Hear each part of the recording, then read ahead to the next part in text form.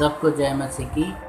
परमेश्वर का धन्यवाद हो आज के सुंदर दिन के लिए। परमेश्वर ने एक बार फिर हम सबको ये मौका दिया कि हम उसकी आराधना करें, उसकी स्तुति करें, उसके वचन को पढ़ें, उसको चिंतन मनन करें, उसकी स्तुति में गीत को गाएं। आइए हम इससे पहले कि हम अपनी आराधना को शुरू करेंगे, हम अपने सरों को झुकाएंगे और प्रार्थना मांगेंगे ताकि परमेश्वर हमें बुद्धि दे, सामर्थ्य दे और हम उसकी बुद्धि, उसकी सामर्थ्य पाके परमेश्वर की आराधना उसकी मर्जी के अनुसार कर सकें और परमेश्वर उस आराधना से हम सबको आशीष और बरकत दे सके। आइए हम प्रार्थना करें, अपने सरों को खुदावंद के हजूर झुकाएं।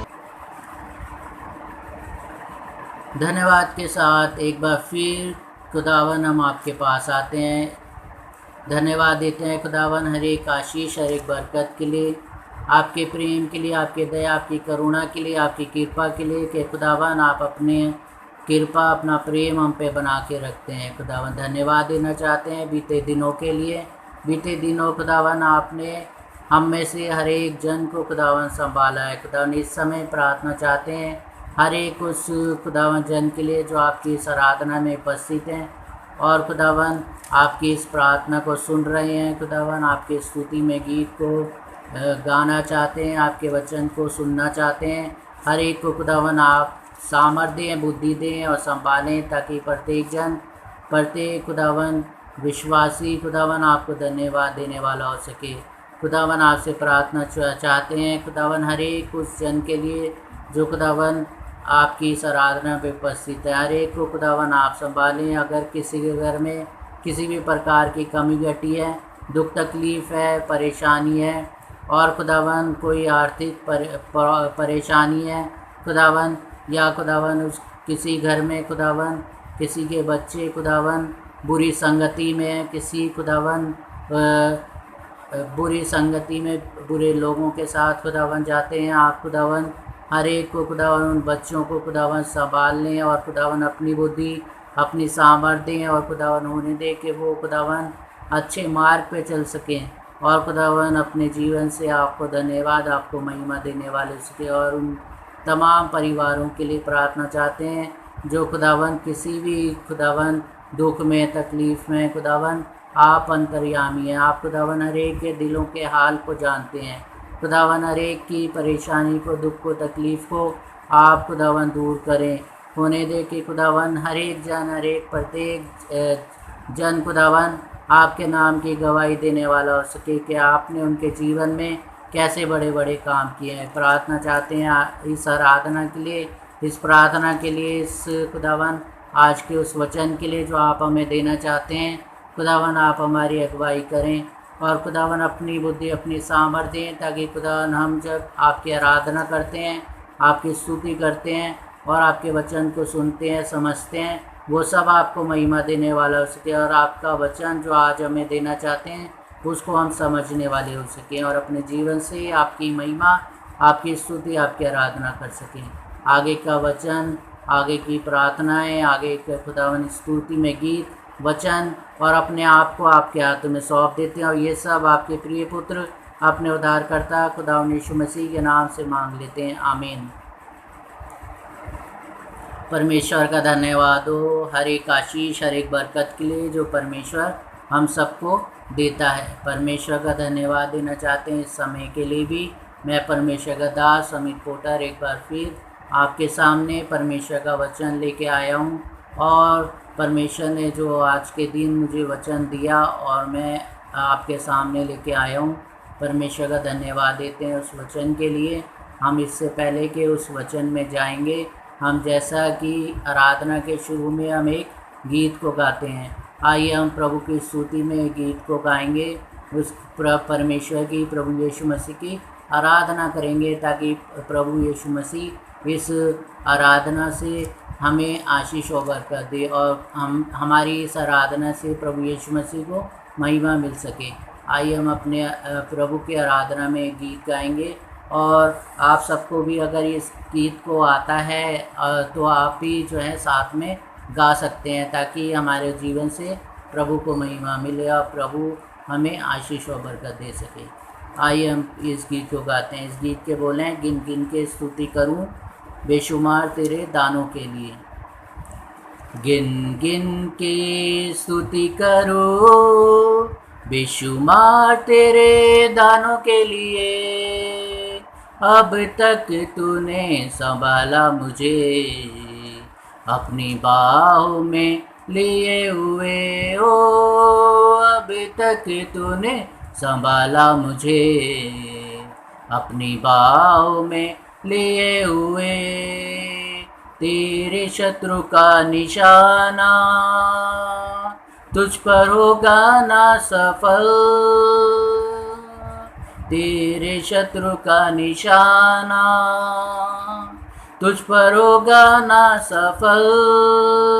आँखों की पुतली जैसे वो रखेगा तुझे हर पल।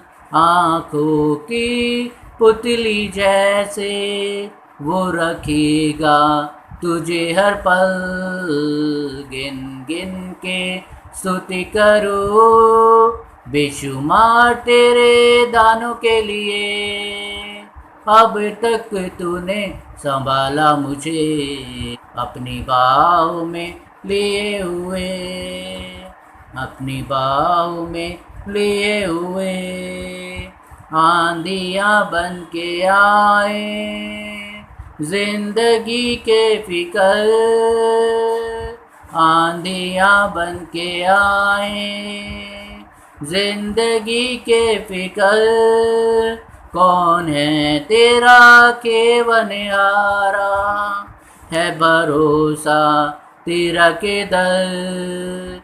कौन है तेरा केवनहारा है भरोसा तेरा किधर। गिन गिन के स्तुति करो बेशुमार तेरे दानों के लिए। अब तक तूने संभाला मुझे अपनी बाहों में लिए हुए। तेरे शत्रु का निशाना तुझ पर होगा ना सफल। तेरे शत्रु का निशाना तुझ पर होगा ना सफल।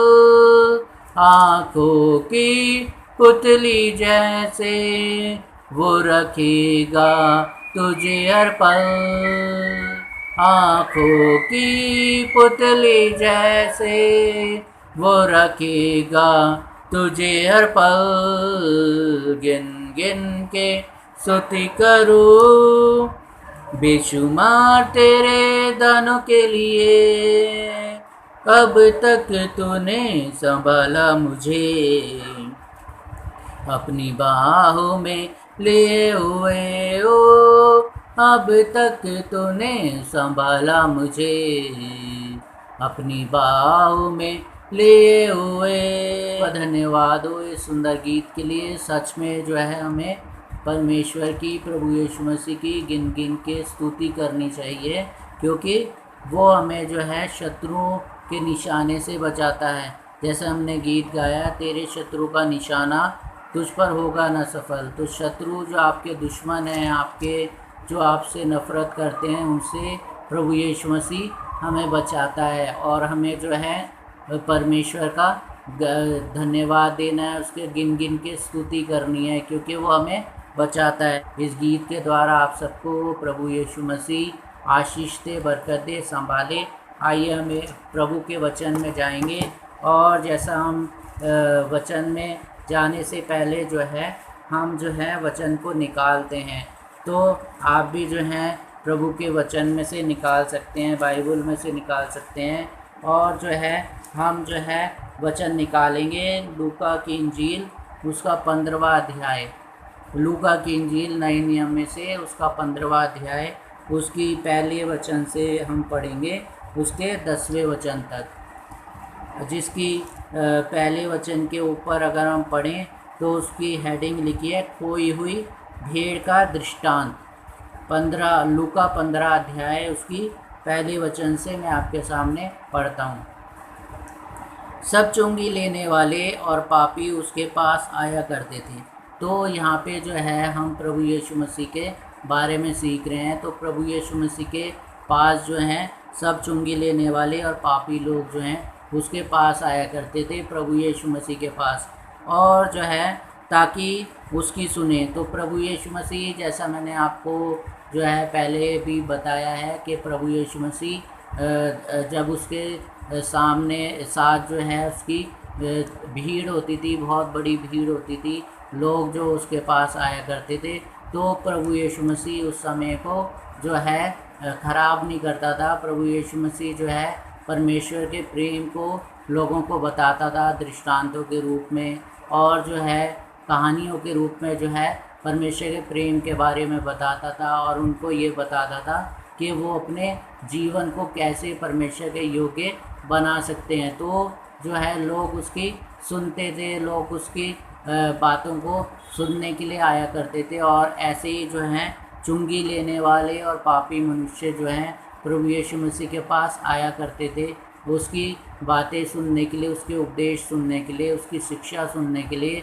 और ऐसे ही जो है लेवी लोग और जो हैं चुंगी लेने वाले लोग जो हैं और जो है पापी मनुष्य जो हैं वो उसके पास आए हुए हैं। और हम आगे देखें दूसरी आयत में, पर फरीसी और शास्त्री कुड़कुड़ाकर कहने लगे, ये तो पापियों से मिलता और उनके साथ खाता भी है।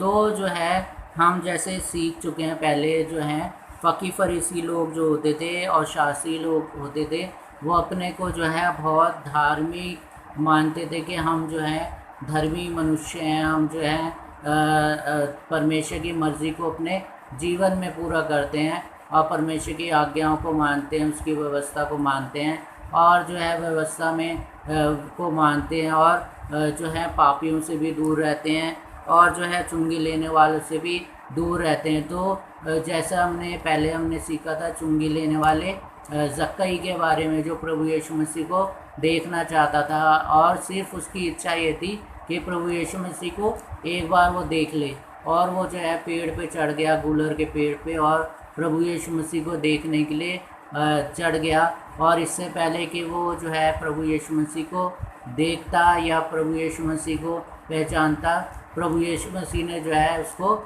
देख लिया और उसको बुला लिया, हे जक्कई, आज मुझे तेरे घर जाना ज़रूर है।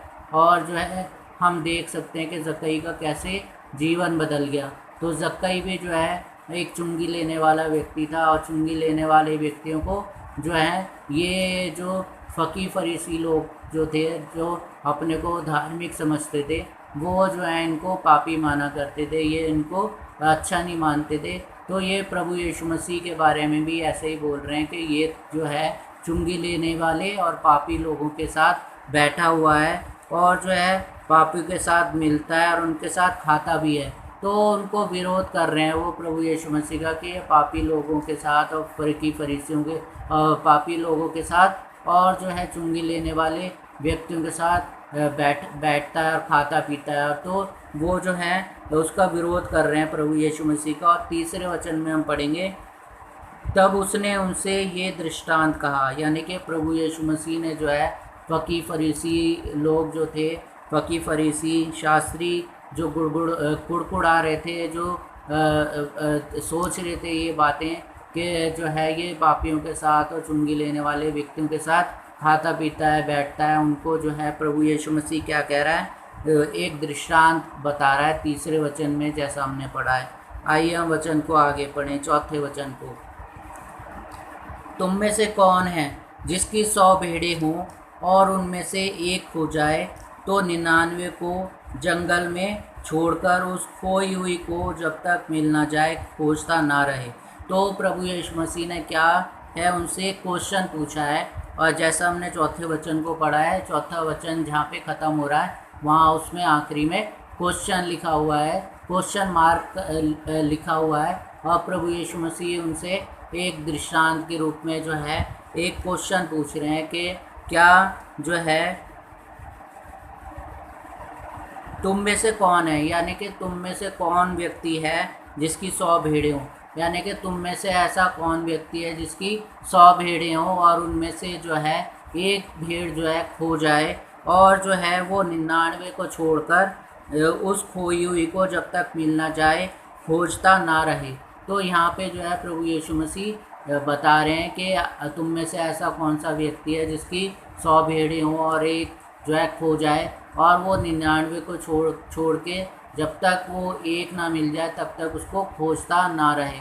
तो उनसे क्वेश्चन पूछ रहा है कि तुम में से ऐसा कोई व्यक्ति नहीं होगा जो अपनी एक भेड़ों का भी नुकसान चाहता होगा, और जो है तुम जब तक तुम्हें एक भेड़ नहीं मिल जाती, खोई हुई भेड़ नहीं मिल जाती, तब तक जो है तुम उसको ढूंढते रहते हो। और जो है आगे वचन को हम पढ़ें, 5वें वचन को, और जब मिल जाती है तब वे बड़े आनंद से उसे कंधे पर उठा लेता है।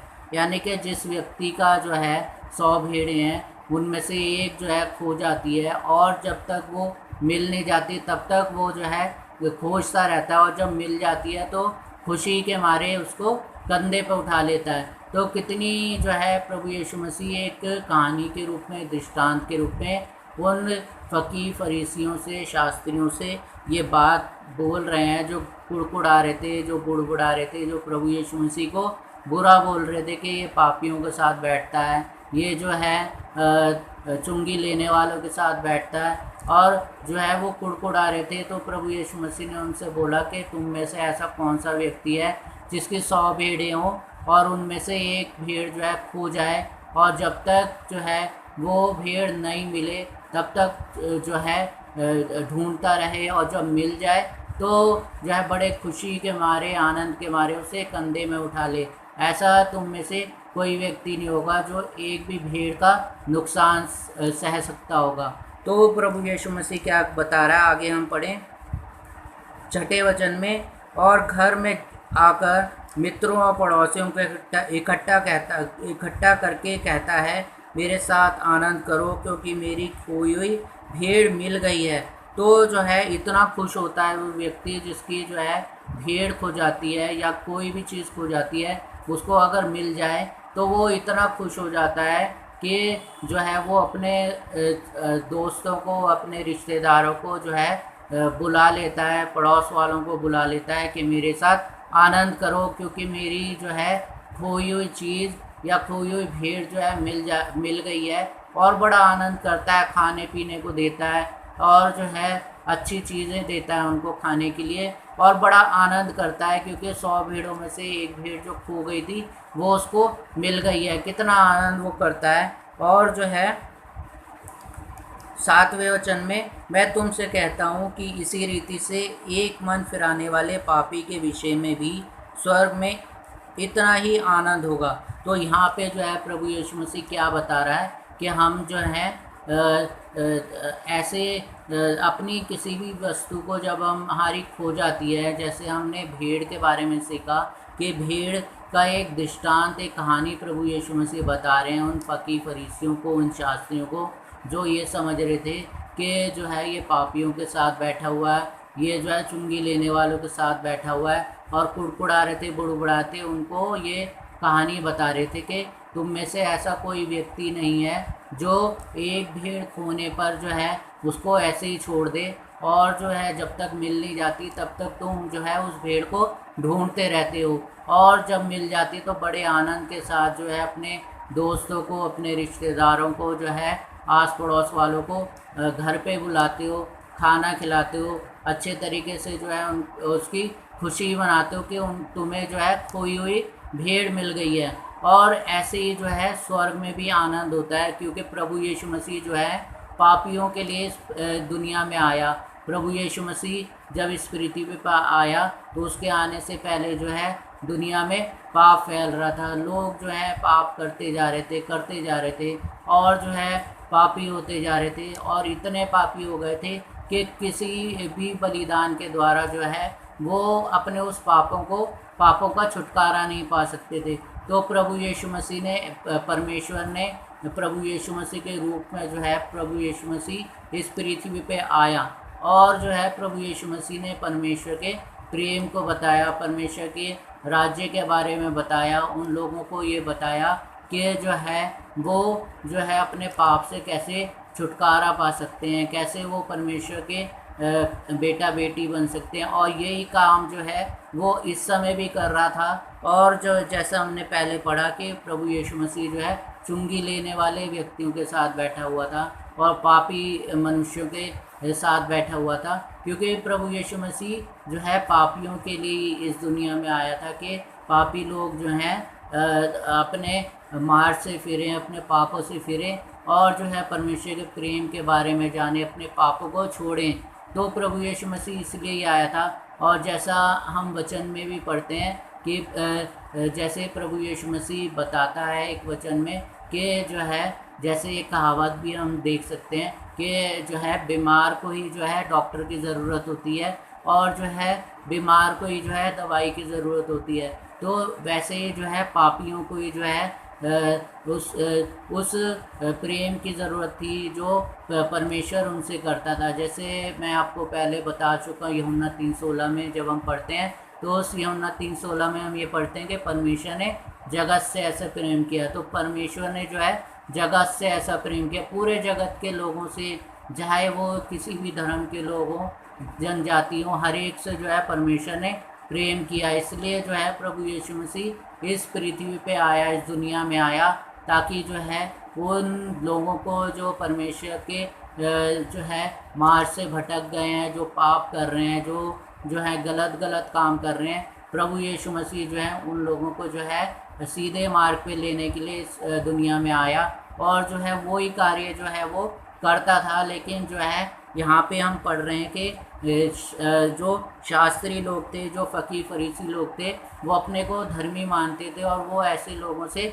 दूर रहा करते थे जो पापी व्यक्ति हो, जो चुंगी लेने वाले व्यक्ति हो। ऐसी वो ये चाहते थे कि प्रभु यीशु मसीह भी जो है इनसे दूर रहे, इनसे बातचीत ना करे, इनके साथ ना बैठे। लेकिन प्रभु यीशु मसीह हमारा परमेश्वर जो है उसकी मिशन दूसरी थी। वो जो है पापियों के लिए इस दुनिया में आया था और वही काम जो है वो यहाँ पे कर भी रहा था और पापियों को जो है परमेश्वर के प्रेम के बारे में बता रहा था। इसमें जैसे हमने पहले वचन में ही पढ़ा था कि सब चुंगी लेने वाले और पापी उसके पास आया करते थे ताकि उसकी सुने। तो प्रभु यीशु मसीह जो है अपना समय जो है व्यर्थ नहीं करता था, ख़राब नहीं करता था। वो जो है परमेश्वर के प्रेम के बारे में उनको बताता था कि परमेश्वर जो है उन पापी लोगों से भी प्रेम करता है, लेकिन जो है मन फिराना पड़ेगा उस पाप से, उन जो है गलत कामों से जो वो कर रहे हैं। और जो है वचन में क्या लिखा हमने लास्ट में हमने पढ़ा था, इसमें 10वें वचन में, हाँ इसके 7वें वचन में हम पढ़ेंगे। 7वें में लिखा है वचन में, मैं तुमसे कहता हूँ कि इसी रीति से एक मन फिराने वाले पापी के विषय में भी स्वर्ग में इतना ही आनंद होगा। तो मन फिराने का मतलब है कि वो अपने पापों से छूट जाए। कोई व्यक्ति, उसको कहते हैं मन फिराना, कि वो जो है अपने पापों को छोड़ दे। चुंगी लेने वाला जो है चुंगी लेना छोड़ दे, और कोई पापी व्यक्ति है किसी भी प्रकार का पाप वो करता है, वो पाप जो है वो छोड़ दे। तो प्रभु यीशु मसीह क्या कह रहा है इस वचन में कि जो है मन फिराने वाले पापी के लिए के विषय में भी स्वर्ग में ऐसा ही आनंद होगा। ऐसा ही आनंद यानी कि जैसे एक चीज़ खो जाती है और वो हमें मिल जाती है, हमें कितनी खुशी होती है अगर हम कोई चीज़ हमारी खो जाए और हमें जो है मिले ना, लेकिन हम ढूंढते रहें और वो चीज़ जब हमें मिल जाती है हमें कितनी खुशी होती है, अरे हमारी वो चीज़ मिल गई है। ऐसे जो है प्रभु यीशु मसीह हमें बता रहा है कि एक पापी जब अपने पाप से फिर जाता है, अपने पापों को छोड़ देता है, अपने गलत कामों को छोड़ देता है, जो वो अपने जीवन में करता आ रहा है वो छोड़ देता है, उस वजह से जो है स्वर्ग में वैसा ही आनंद होता है जैसा हमें कोई खोई हुई चीज़ मिल जाने पे हमें आनंद होता है। तो क्यों आनंद होता है? क्योंकि परमेश्वर हर एक उस व्यक्ति से प्रेम करता है जो पाप कर रहा है। वो जो व्यक्ति जो अपने पापों को छोड़ देता है, जो व्यक्ति अपने पापों को छोड़ देता है और फिर दोबारा उस पाप को नहीं करता,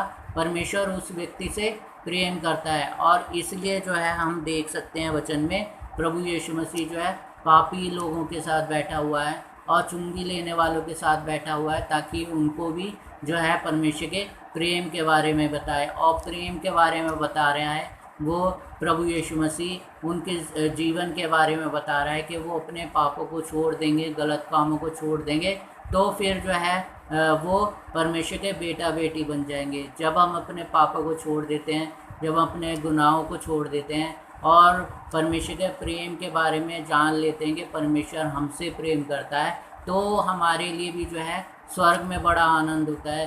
स्वर्ग में जो है ऐसा ही आनंद होता है जैसे हमें एक खोई हुई चीज़ हमें मिल जाती है, वैसे ही आनंद जो है स्वर्ग में भी होता है जब हम परमेश्वर के प्रेम के बारे में जान लेते हैं, अपने पाप को छोड़ देते हैं, अपने गुनाहों को छोड़ देते हैं जो हम करते हैं। तो हमें देखना होगा कि हम ऐसा क्या करते हैं जो परमेश्वर की दृष्टि में बुरा है, और उसको हमें छोड़ना पड़ेगा। आइए हम वचन को आगे पढ़ें, 8वें वचन को। 8वें वचन में अगर हम ऊपर की हेडिंग इसकी देख लें तो इसमें लिखा है खोए हुए सिक्के का दृष्टांत। तो एक और दृष्टांत जो है उन शास्त्रीय लोगों को, उन फकीर फरीसी लोगों को जो अपने को धार्मिक समझ रहे थे, अपने को धार्मिक मान रहे थे, उनको बता रहा है कि उनको बात जो है प्रभु का प्रेम के बारे में पता लग जाए, उस कहानी को बता रहा है। जैसे मैंने आपको बताया था कि दृष्टांत का मतलब होता था कहानी। कहानी के रूप में जो है प्रभु यीशु मसीह परमेश्वर के प्रेम के बारे में बताता था, ताकि हर एक व्यक्ति को परमेश्वर के प्रेम के बारे में पता लग जाए कि परमेश्वर जो है कैसा प्रेम करता है लोगों से। आइए हम वचन को आगे पढ़ें, 8वें वचन को। खोए हुए सिक्के का दृष्टांत। एक और दृष्टांत प्रभु यीशु मसीह बता रहा है, खोए हुए सिक्के का दृष्टांत। उसमें लिखा है 8वें वचन में, या कौन ऐसी स्त्री होगी जिसके पास 10 सिक्के हों और उनमें से एक खो जाए, तो वे दिया जलाकर और घर झाड़ बुहार कर जब तक मिल ना जाए जी लगाकर खोजती ना रहे। तो एक और क्वेश्चन प्रभु यीशु मसीह उन लोगों से, शास्त्रीय लोगों से, फकीर फरीसियों से पूछ रहे हैं जो कुड़कुड़ा रहे थे, बुड़बुड़ा रहे थे और प्रभु यीशु मसीह को गलत समझ रहे थे कि वो गलत लोगों के साथ बैठा हुआ है। उनको एक और दृष्टांत के रूप में बता रहे हैं, एक और कहानी बता रहे हैं कि कौन स्त्री ऐसी होगी जिसके पास जो है 10 सिक्के हो और उनमें से एक खो जाए, और वो स्त्री जो है दिया जलाकर जब तक वो सिक्का उसको मिल ना जाए और घर झाड़ बुहार कर जब तक मिल ना जाए तो लगातार खोजती ना रहे। तो ऐसी कोई स्त्री भी नहीं होगी कि उसके पास, किसी स्त्री के पास 10 सिक्के हों और जब तक उसका एक सिक्का खो जाए और जब तक वो मिल ना जाए तब तक वो जो है घर को झाड़ बुहाड़ कर और जो है उसको दिया जलाकर ढूंढती ना रहे जब तक वो मिले ना, और जब मिल जाए तो जो है वो बड़ी खुश होती है कि तुम में से ऐसी कोई स्त्री भी नहीं होगी या कोई ऐसी स्त्री नहीं होगी, ऐसा पुरुष भी नहीं होगा जिसका कुछ खो जाए और जब तक उसको मिल ना जाए तब तक वो उसको ढूंढता ना रहे। और जब मिल जाता है, जब वो ढूंढता है या ढूंढती है और उसको मिल जाता है तो बड़े खुश होते हैं कि अरे हमारी खोई हुई चीज़ हमें मिल गई है। तो प्रभु यीशु मसीह क्वेश्चन एक पूछ रहे हैं उससे कि ऐसी कोई स्त्री नहीं होगी कि उसके 10 सिक्के हों उसके पास और उसमें से एक खो जाए, तो जब तक मिल ना जाए तब तक उसको ढूंढती ना रहे। और इसके 9वें वचन में लिखा है, जब मिल जाता है तो वे अपनी सखियों और पड़ोसनियों और को इकट्ठा करके कहती हैं, मेरे साथ आनंद करो क्योंकि मेरा खोया हुआ सिक्का मिल गया है। मैं तुमसे कहता हूँ कि इसी रीति से एक मन फिराने वाले पापी के विषय में परमेश्वर के स्वर्गदूतों के सामने आनंद होता है। तो जो है जब उस स्त्री को वो सिक्का मिल जाता है तो वो अपनी सखी सहेलियों को, पड़ोसनियों को और जो उसके जान पहचान वाले होते हैं सबको वो बुला लेती है और जो है उनको आनंद की बात सुनाती है कि मेरा जो है ये चीज़ खो गई थी, ये सिक्का खो गया था, मिल गया है, और वो बड़ा आनंद करती है। ऐसे ही जो है इसमें बताया गया है कि एक मन फिराने वाले जो है पापी के विषय में भी स्वर्ग में आनंद होता है, जो वो पापी मनुष्य जो है अपने मन को फिरा लेता है। मन को फिराना मतलब है कि अपने पापों से जो है मन को फिरा लेना, दोबारा वो पाप नहीं करना। जैसे जो है हम देख सकते हैं, हम किसी भी प्रकार का पाप हो, वो अगर हम अपने जीवन में जो है परमेश्वर के वचन को सुन के अपने मन को फिरा लेते हैं कि परमेश्वर की दृष्टि में वो चीज़ गलत है, और दोबारा अगर वो पाप हम नहीं करते, तो वचन में लिखा है जैसे हमने पढ़ा कि स्वर्ग में वैसा ही आनंद होता है जैसे हमें कोई कोई हुई चीज़ मिल जाती है और हम आनंदित हो जाते हैं कि वो चीज़ हमें मिल गई है। और ऐसे ही जो अब हम मन प्रभु यीशु मसीह के वचन हमें बता रहा है, प्रभु यीशु मसीह हमें बता रहा है कि ऐसे ही जो है एक मन फिराने वाले पापी के लिए स्वर्ग में आनंद होता है। तो प्रभु यीशु मसीह का धन्यवाद देंगे इस सुंदर वचन में जो हमें ये बता रहा है कि हमें जो है अपने गलत कामों से जो है मन फिराना है, अपने मन को फिरा लेना है और दोबारा जो है पाप नहीं करना, क्योंकि वचन में लिखा है कि जो है जो अपने पापों को मान लेता और उन्हें छोड़ भी देता है उस पर दया की जाएगी। तो जो है हमें अपने पापों को मान लेना है, अपने गुनाहों को मान लेना है। और जो है हम कैसे ये पता कर पाएंगे कि हम कौन सा गलत काम कर रहे हैं, कौन सा हम पाप कर रहे हैं जो परमेश्वर की दृष्टि में बुरा है। तो हम ये सोच रहे होंगे हम ये कैसे जान पाएंगे। तो अजीज़ों, ये आप इसी चीज़ से जान सकते हैं जब आप वचन को पढ़ेंगे, जब आप बाइबल को पढ़ेंगे। बाइबल को अगर आप पढ़ेंगे तो जो है आपको पता लगेगा कि परमेश्वर की दृष्टि में क्या बुरा है और क्या अच्छा है। तो जो है आप जो है रोज़ बाइबल पढ़ें, प्रतिदिन जो है बाइबल पढ़ें, प्रार्थना करें, प्रभु यीशु मसीह के नाम से प्रार्थना करें। और जो है प्रभु यीशु मसीह जो है आपको जो है ऐसी बुद्धि देगा कि आप उसके वचनों को समझ पाएंगे, उसको सीख पाएंगे, उसको जान पाएंगे और परमेश्वर की दृष्टि में क्या अच्छा है वो आप जान पाएंगे और परमेश्वर की मर्ज़ी के अनुसार अपने जीवन को जी पाएंगे। परमेश्वर का धन्यवाद देंगे इस वचन के लिए और बुद्धि और सामर्थ्य के लिए कि परमेश्वर ने हम सबको बुद्धि दी है, सामर्थ्य दी है, संभाला है। परमेश्वर का धन्यवाद हो इस वचन के लिए। आप सबको भी परमेश्वर आशीष और बरकत दे। और जो है आप रोज़ बाइबल पढ़ें ताकि परमेश्वर आपको आशीष दे, आपको बरकत दे और आपको संभाले। परमेश्वर आपको आशीष दे। सबको जय मसीह की।